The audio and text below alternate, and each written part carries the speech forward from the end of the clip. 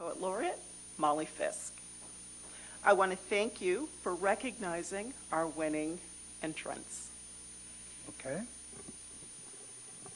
In the category 10 and under, Our winner is Quinn Weiss from Truckee.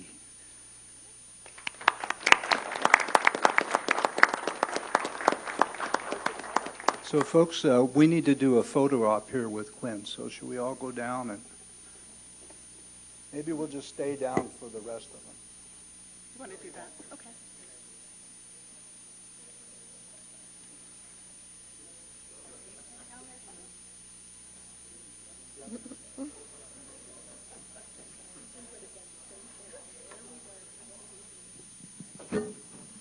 It's the rocket of poetry.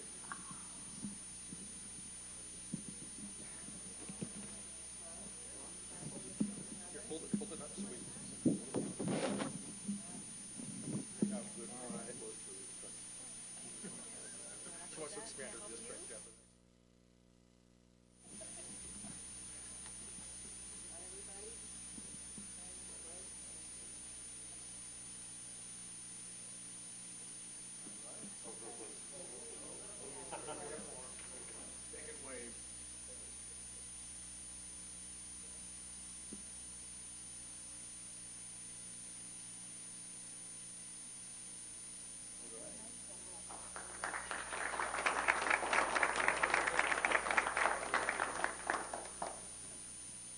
And our entrant in the 11 to 17, we would like to bring up Lily Nesser. Lily?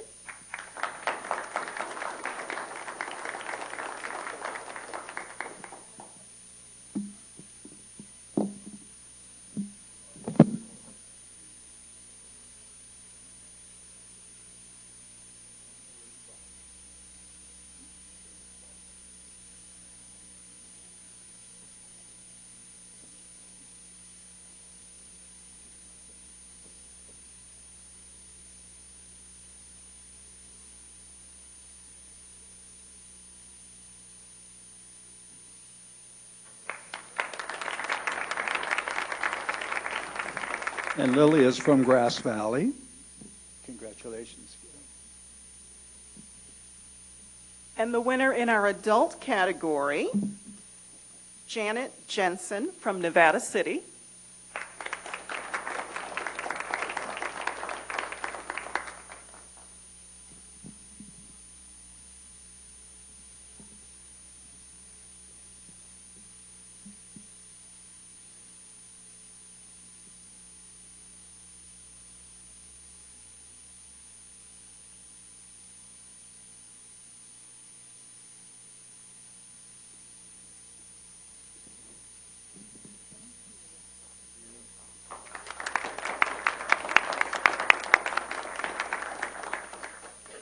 And now our winner for the Poet Laureate's Choice, Anita Lincoln Pearson from Penn Valley.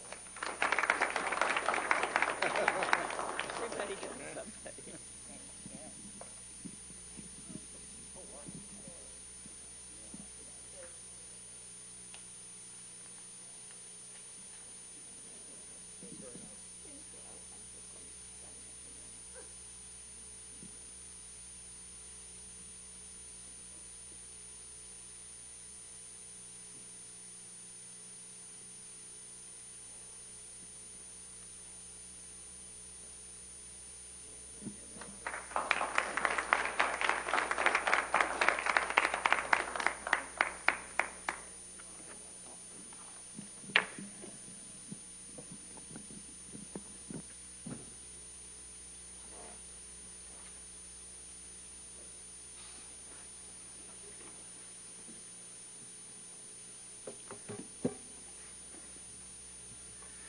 Yolanda, we want to thank you and thank everybody for joining us this morning, and another example of innovative programs coming out of the library system. Thank you.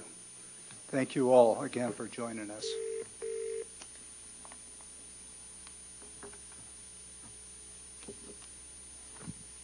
Gee, we have a 4-minute. Remember, public. I know, public I know. comment, 9:10. Who are you? I just want to get it going. I don't know, Madam Counsel, would I get in trouble if I started early? It's a precedent. Yeah, I think we can start just a few minutes early. Just let it run till 9:10. That's not starting it early, that's when it's scheduled. Yeah, well, no. End it. Run till Wait to end it. Oh, Don't I close see. it before 9:10. All right. All right. So, at this time, we're setting a precedent. Members of the public shall be allowed to address the board on items not appearing on the agenda. They're of interest to the public and within the subject matter jurisdiction of the board. So if you would, if you'd like to speak, please come forward, give us your name, and you have 3 minutes. And if nobody comes forward, we're just going to wait until 9:10. So. All right. All right. Seeing no public comment, but I'm not going to close it now until 9:10. So we'll just hang on a little bit. Matthew went to the door.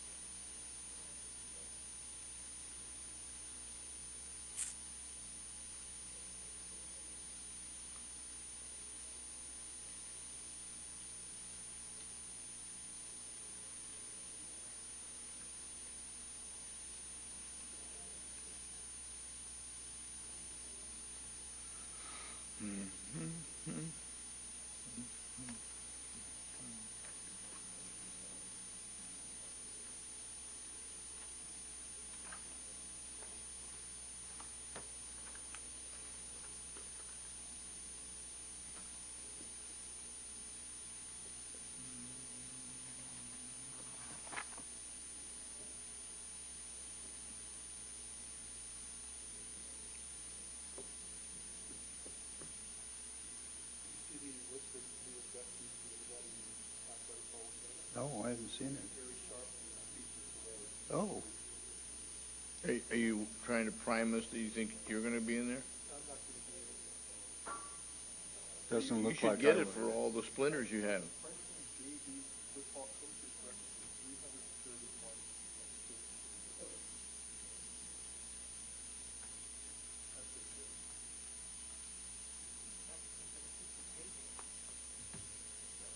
All right. We will close the public comment. So at this time, we will go into our consent calendar.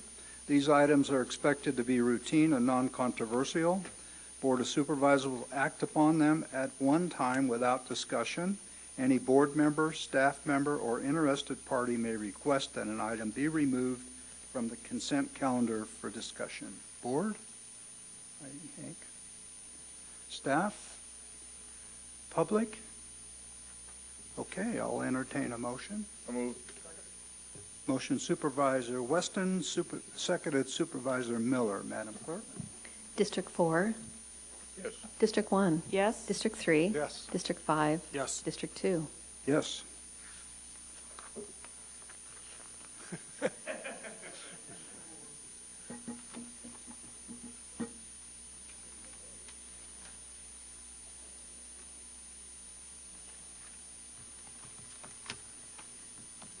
All right, our next item then is a department head matters. This is Planning Director Brian Foss.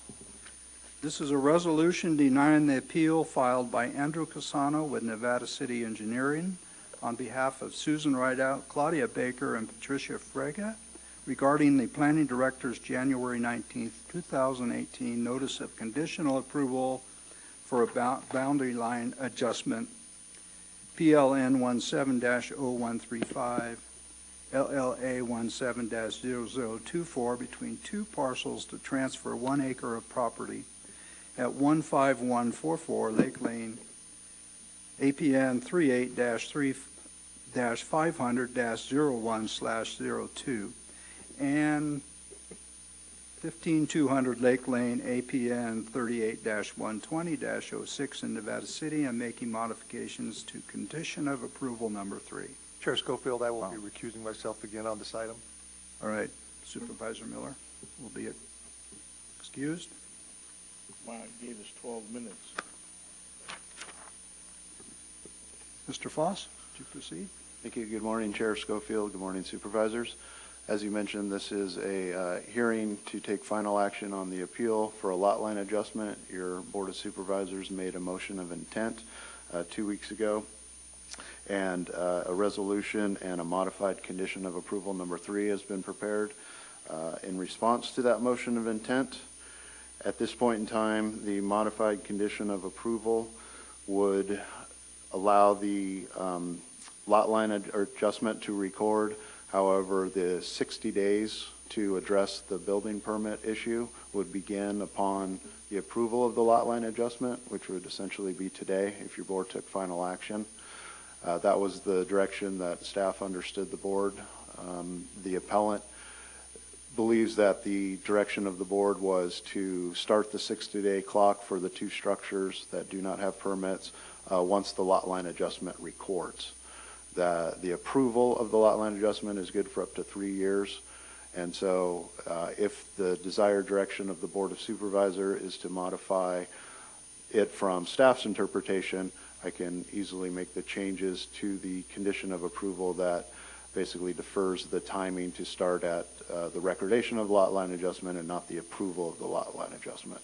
However, I do want to reiterate that your board packet resolution and Exhibit A does begin the 60-day clock at time of approval as currently worded. And again, if that's not the direction of your board, I'm happy to make changes. Okay, what I'd like to do is open it to questions to the staff at this point, and then following that, we'll be sure that Mr. Casano has an opportunity to speak also. Board? Heidi? Yeah, I think, thank you, Brian, for bringing this forward and for your conversation yesterday when it helped us clarify what we really are wanting to do here. So at this point, what I'm interested in seeing is how easy it would be. So maybe you could tell us again, what changes would you be able to make pretty easily to change it to recordation without having to go back to the ordinance?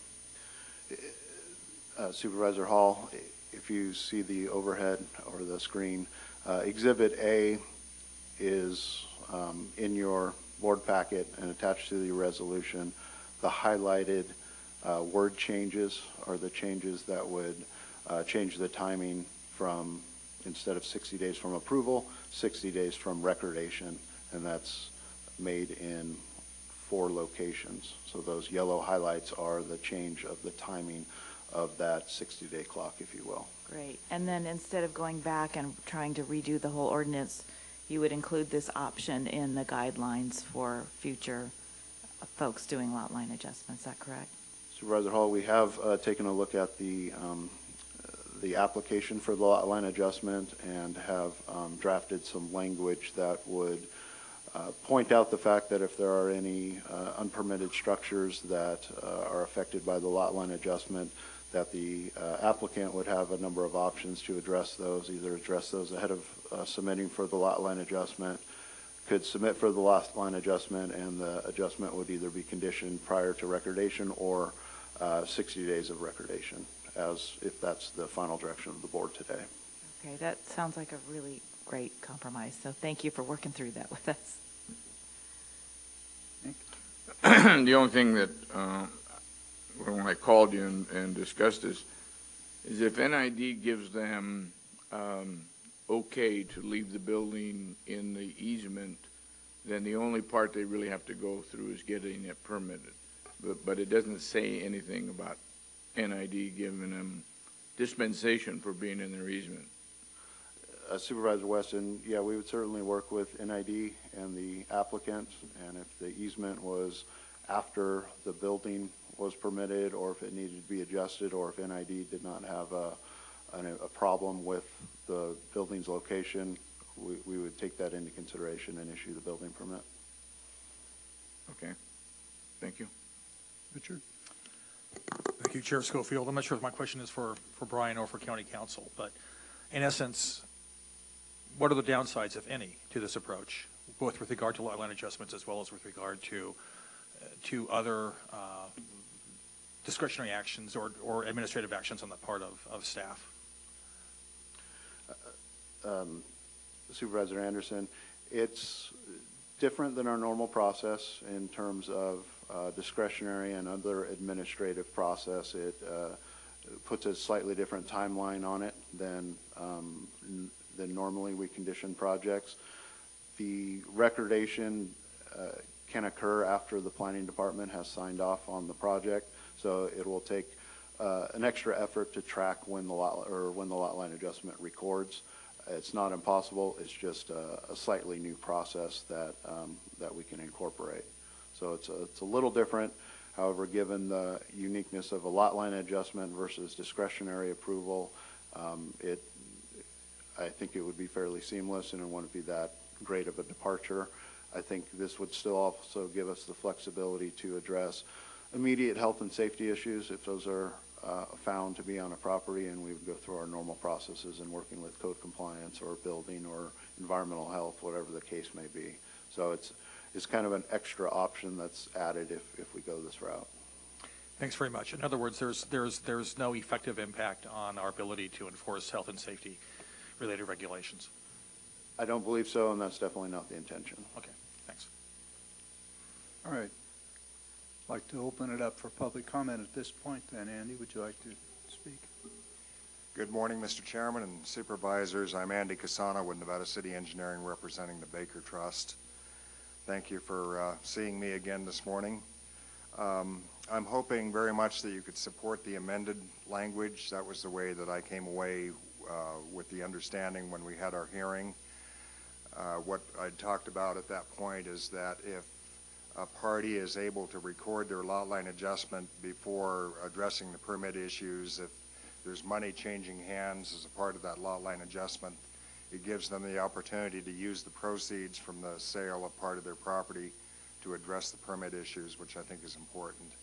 So, I didn't, in agreeing to this, I didn't really win my appeal, but I think that it would be important to try to come out of this leaving my client no worse off than they were before the appeal, which would be the case if you adopted the original language in the staff report, which would sort of put them in a 60-day code compliance category that would make them different than all the other lot line adjustment applicants. So I'd appreciate your consideration of this, and I always appreciate your time to hear these things and make decisions. Thank you. Thank you, Andy. Is there any other comments from the public? Is this on this issue? Oh, no, I thought it's open comment, is it not? No. Okay. No, in fact, you've missed the public comment part. All right, then we'll close it, bring it back to the board. I think we may be ready for a motion. Yeah, I'd like to move that we adopt the proposed language change. And,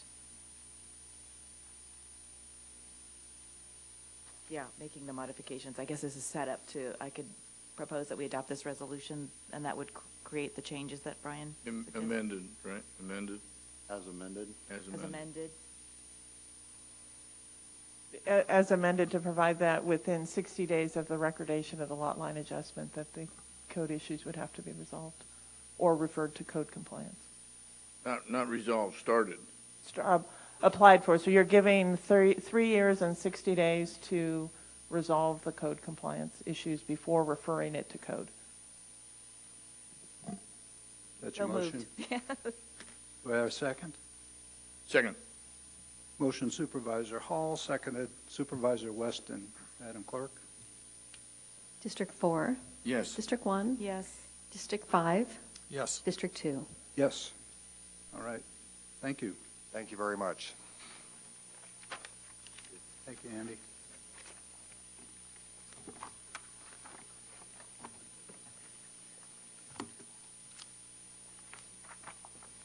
All right. I guess we are going into closed session at this point. Would you like to Yes, read would us? you like me to read you in? Yes. Pursuant to Government Code Section 54957.6, a closed session of the Board of Supervisors will be held for the purpose of reviewing its position and instructing its designated labor negotiations representatives regarding employee salaries, salary schedules, fringe benefits, and all other matters within the statutory scope of representation.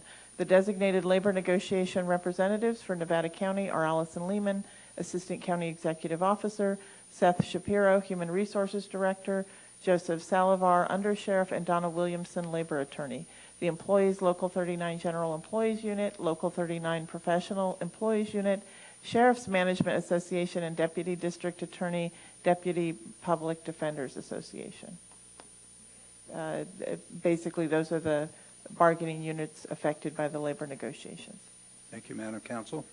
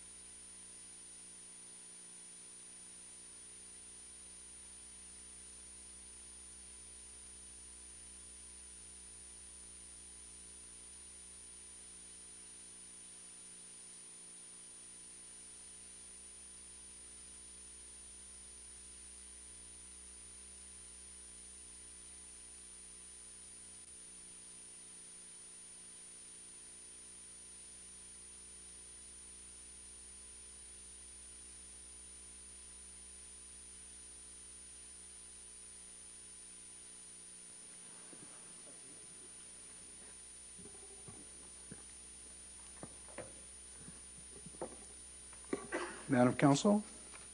Nothing occurred in closed session which is required to be reported out by law. Thank you. And so with that, I know that Pasquale is anxious to hear our announcements.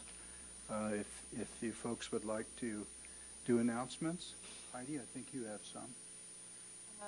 Sure, I'll just summarize, because we haven't done this in quite a while, but, so I'll just give the highlights, which would be that I've continued to meet with the Area 4 Committee on Aging. We're going to be asked to pony up a little more money each year to help that organization stay solvent.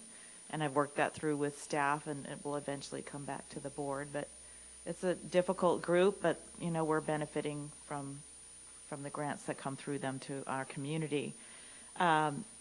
We've continued to meet with the Mental and Behavioral Health Board, which has really been great. We've had some incredibly good presentations to that board, a lot of good things happening in the county on mental health and behavioral health side of things. Just came through one sort of audit, which looks good, and our new interim manager here, Phoebe Bell, will be helping us understand where, you know, looking at where we can improve and what we can do differently. But a lot of good things happening there.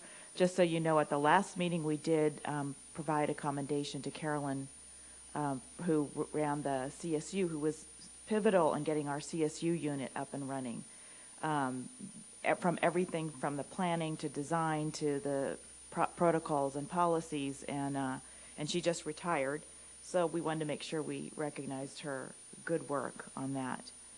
And then I've attended a couple of issues on housing. Their CSAC has put together, they had a really great class on housing, getting low-income housing issues going. We had a presentation from San Mateo County and one from Sonoma County. So San Mateo actually passed a general obligation bond, and they have a lot of money, and they're doing a lot of things to provide incentives for low-income housing.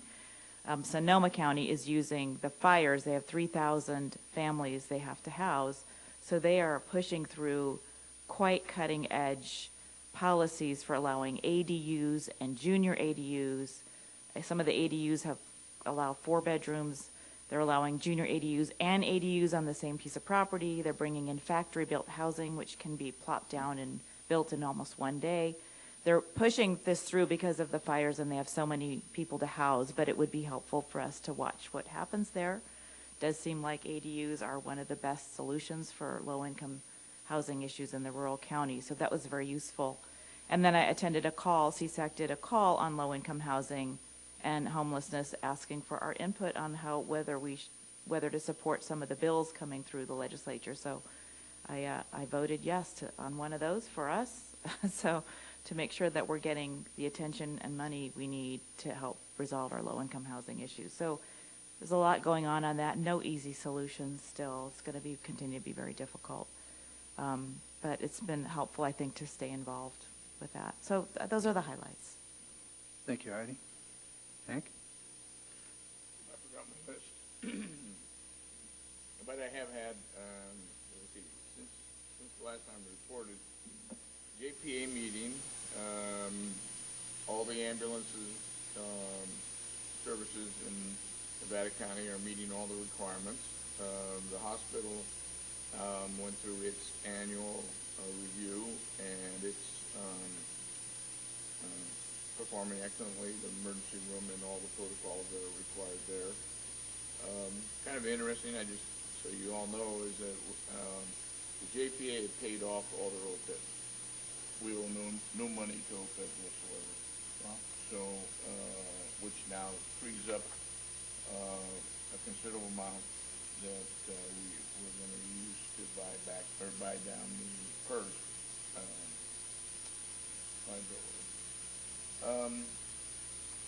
All 10 counties are now in and functioning. Same as the last one that just came, Glenn County, I'm sorry. Last one that just came in. So there's 10 counties in the JPA, and there is discussion about the rest of the counties in NorCal, which is their JPA, who are dissatisfied and looking at us and as coming in, and we have to be very careful because at some point, does does the workload requirement bypass the income and time available? Do we have to hire too many people? So we're pretty cognizant of that. Fire Safe Council had a couple of meetings. We had a meeting, a LAFCO meeting, and we are at least our recommendation is, I guess, a compromise sphere, and hopefully that will come back with, we'll have to do an EIR and send out our RPF or someone to do the EIR, since there hasn't been EIR done in Nevada City since '86. The general plan is not been updated, so we've got to do a lot of things that we could use out of the general plan that's not there, so we have to create it. So it's going to be a little more expensive than we have to do. Lots of community meetings. Like while we're preparing for their tabletop exercise and their wildland fire exercise, which will occur in May. One in Alpha Sierra. So they will all be beneficial. Public will be able to see it. And then our outreach hopefully will be to get as many people as we can on Code Red. Just, whether it takes staff sitting at Alpha Sierra Clubhouse and getting everybody to come in, Lake Wildwood Clubhouse, Penn Valley downtown, getting them to come in and make sure they're signed up correctly. That's pretty much it. Just an example of what you can do on the web, the Lake of the Pines. If you go to it and look at it, it says emergency preparedness. It's an incredible list in there, including their top one sign up for Code Red. Dan? Yeah, I sat in the ERC meeting last week. Also, LAFCO, NCTC, and Transit Services. RCRC met a couple of weeks ago. Just keeping an eye on a lot of federal and state legislation that's working its way through, and ERC and RCRC taking a position on one of them. We did get the CDBG and Section 8 housing funded for this year, so we're still good there. We have 294 Section 8 housing vouchers now in Nevada County, and we just upped 3 more for the VASH vouchers, so we're up to 24 on the veterans vouchers. So that was a real good thing. Tomorrow we're going to have an update on the Lone Oak senior low-income housing project in Penn Valley, and they're going through their due diligence. Looks like it's real close to penciling out and signing the contract and the funding document. So that's exciting. And then constituent issues, code compliance, things like that. But other than that, besides that, I've been busy. Thank you, Dan. Richard? Thank you, Chair Schofield. As well as with my colleagues, there have been a number of meetings over the past month. LAFCO, Northern Sierra Quality Management District, Mountain Housing Council, Budget Subcommittee. I'll just focus on those that pertain to the outdoors. Last week, the Pines to Mines advocates, of which there are 4, Variable Land Trust, Bicyclists of Nevada County, Gold Country Trails Council, and the Truckee Trails Foundation met with a private landowner with regard to easements across that property, which would be useful for creating a logical trail from Nevada City to Truckee. And that property owner listened to the presentation with interest, and hopefully we'll see some positive movement toward getting one or more easements for the trail right away itself. The important thing to note, though, is that this is a project which is being financed entirely through private funds. There's no government money involved. It's it requires fundraising by all four groups, and it's going to be a heavy lift, but they're positive that they can make it happen. I also attended by pure chance. I was 2 weeks ago. I was staying overnight for a board meeting, and at the same hotel was a member celebration by the Variable Land Trust. And actually, it was a lot of fun. I walked by and, well, Land Trust is here. What do you know? And I went inside and they had, they were really fun people, Dan. Anyway, but I'm constantly impressed by the good works being done by the Variable Land Trust. Now that their executive director has retired, they filled the position with two individuals, and they're both very sharp. And one is focused on development, that is fundraising, and the other is focused on operations. But I expect to see great things coming out of that organization. And of course, they're focused primarily on the west side of the county up toward the summit. So they deal with my district, with Hank's, with Heidi's, with yours, Ed, and maybe yours, Dan. I think there are some projects. There's something where you're from. As you've noticed, we've had a number of storms come through our county over the past month, and this gets to my work with the Truckee River Basin Water Group and with their TROA recommendations. But in essence, our water supply is close to being average this year. It isn't above average, at least not in the Tahoe Truckee area, but it's close to it, which is far better than it was in March. So things are looking much more positive for the natural environment and for outdoor recreation in East County, as well as down towards Scotts Flat Reservoir and the recreation-focused sections of the Western County. And that's it.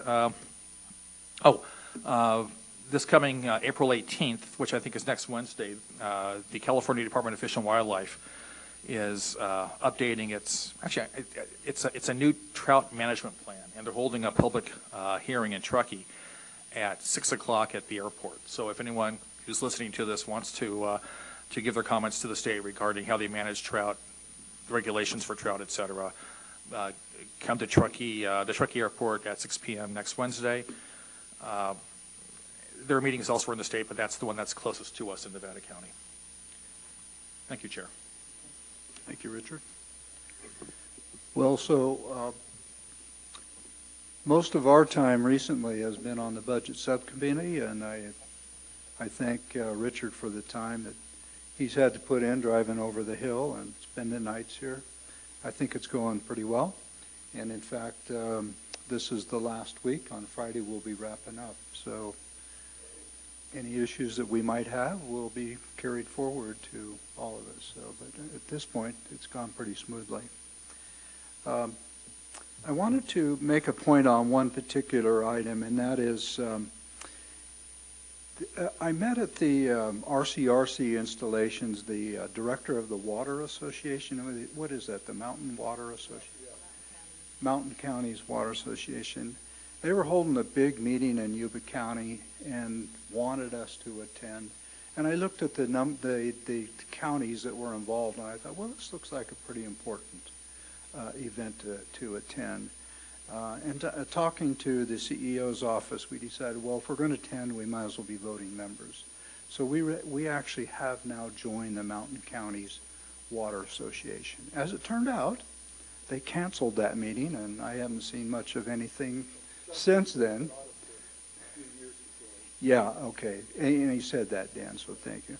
At this point, Heidi and I have kind of decided to share the responsibilities. I know at that meeting in Yuba City, she wouldn't have been able to attend. So between the two of us, we'll try to keep up on those meetings. But anybody that would like to sit in on them, you're welcome to. I just wanted to make a point, Julie, for our minutes on that. And then finally, with CSAC, I don't know if you know, but Matt Cate, our executive director, has announced his retirement. And we have been going through the process of finding a new person. And having the privilege of sitting on the executive committee, I've been able to sit in on that. That's where I was last week. And I was going to announce who it was, but I just realized that we haven't finalized the contractual agreements, and there's a conference call tomorrow, and hopefully I can break away. It's like at 11:30, so maybe we can break away a little early and sit in on that. But we're very close to naming a new executive director, and we're going to miss Matt. The guy did a great job for CSAC. And that's all I have. Again, can I have a, Hank? I forgot, okay? Heidi and I have been serving on the Yuba River cohort, and there's been some very good stuff that's come out of there. Good cooperation. I believe that we would probably be in the best position, I guess, to try and protect the Yuba and the watershed from fire, illegal camping. We've got teams set up. There's been an excellent cooperation, and it's being focused specifically down at Burton and Edwards. But I mean, I'm very pleased that, you know, we kept it going, and now it should be an annual meetings that go through and fix what we find works or doesn't work, and then that works build on it. So I see a lot of positive coming out of these meetings, and everybody is being very cooperative, really working good. So, but the most important thing I have to tell you is that the bridge at Bridgeport has been finalized. I can't believe this. It only took about 4 days to get it through the Federal Highway Safety Commission. Days. Yeah, something like that. It went to them 2 weeks ago. Everybody said, well, we don't know who it goes to. We found out the name. We had the letters ready to go. And we got word yesterday, actually, I guess Friday night, that said they already approved it. It's going out to bid. So we are on track. Cool. They will start tearing the bridge down. It will go out to bid, and then they'll start tearing the bridge down this fall, and we will be in tear down and build up mode again. So hopefully, a year from now, we will be walking across the bridge and having a farm to fork big meal inside the bridge. How many years does this take? Yeah. 11 years. 11 years. 11 years. But it is complete. All the permits, all the environmental documents, everything is done. So now we can go to bid and everything's good. So I mean that's everybody in the county should be applauding themselves, because with the continued pressure that kept it going, and we're going to get it done. It'll be still, when it's all done, it will be the longest covered bridge in the world. Still standing. So I'm ecstatic. Lots of compliments for Supervisor Weston for the time and effort you put into that, Hank. Richard, did you have something else? It looked like you did. Yeah, actually, Ed, I was going to ask you about the mountain mountain water what authority. What's it called exactly? It's the Mountain County Waters Association. And they are well, what do they do, and who are they? And I'm intrigued because, of course, there are always water issues up in the Truckee area. So Why don't I research that for you? okay, thanks very much. Thank you, Richard. All right. No other announcements? With that, this meeting's adjourned.